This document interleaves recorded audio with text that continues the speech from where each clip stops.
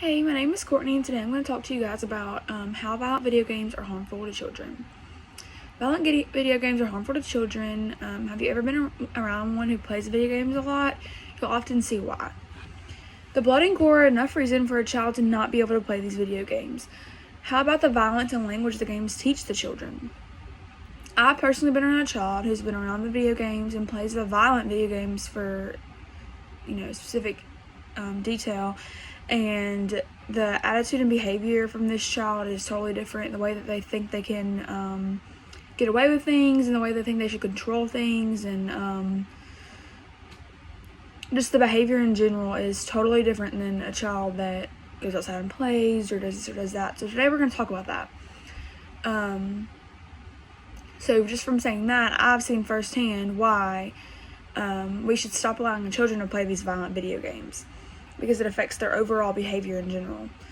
Today I'll teach you why violent video games are harmful to children, what behaviors it brings out in children in case some people don't know, and the alternative things we can do to fix this.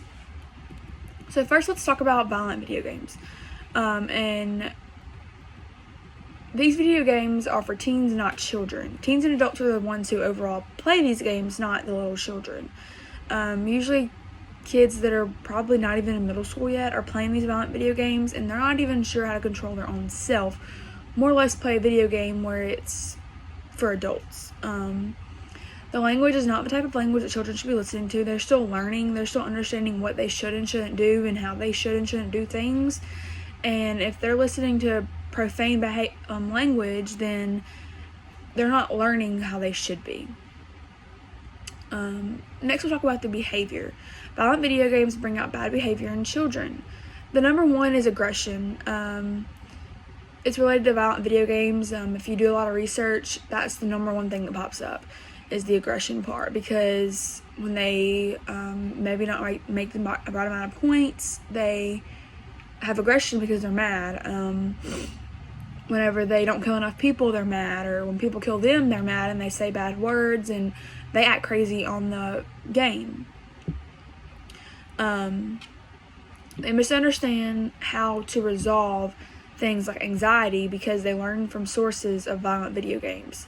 So instead of, when you have anxiety and you're freaking out, instead of you being calm and collective and thinking about what you should do, they just go straight to the source of aggression, which is not okay for a child to be doing, as we know.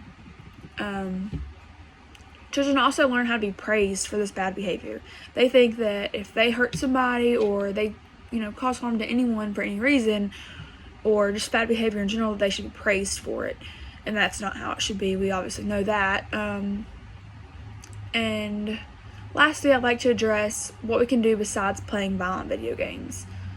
A lot of times, kids like to spend all their time nowadays sitting in front of the TV, playing the PlayStation or the Xbox, and it's not good games that children should be playing anyways.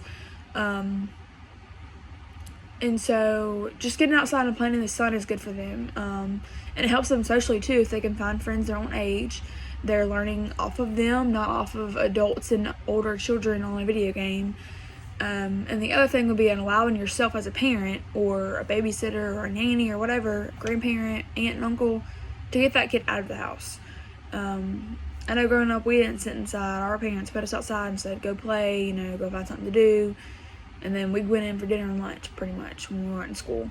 And so if you could just make time for your children or a child in your life that is inside too much, then you're helping them out a lot. I think a main thing is that a lot of parents don't have enough time for their children. They don't put aside enough time, and it's very important they do, because then their child just results to sitting in front of a video game playing all day, so they're not bothering their parent. And it also helps them have better company with you, and they get to be closer with you if you spend more time with them.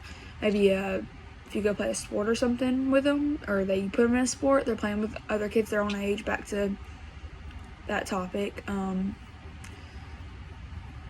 so, like many others, I've seen firsthand how violent video games can affect children's behavior, attitude. So let's figure out how we can change that.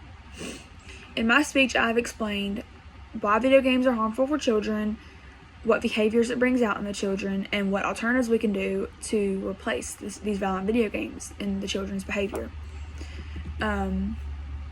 Today I hope that I informed you of this and maybe brought this spectrum to a higher level for you to understand and take it into consideration. Thank you.